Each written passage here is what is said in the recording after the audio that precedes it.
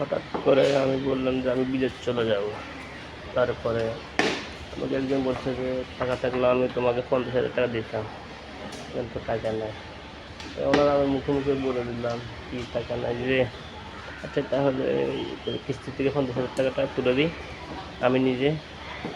উনি কিছু বললেন না। তারপরে বললাম নাকি 50,000 টাকা দাঁড় করে দেবেন কোথায় থেকে 2-3 মাস পরে দিয়ে দিন। উনি চুপ মারে দিলেন।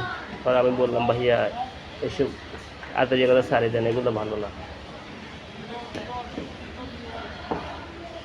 এগুলো বলে আমাকে সান্ত্বনা দেওয়ার জন্য বলতেছেন, এগুলো আসলে ঠিক না। উনি চুপ মারে গেছেন। তো ভাইয়া এই পাপড় লইয়েন না, আপনার টাকার জন্য কিন্তু আমি বসে থাকবো না। কিন্তু আপনার আশায় বসে থাকিনি। আমি আমার নিজের গতিতেই চলতেছি। তো ভাই এগুলো বলা ছেড়ে দেন।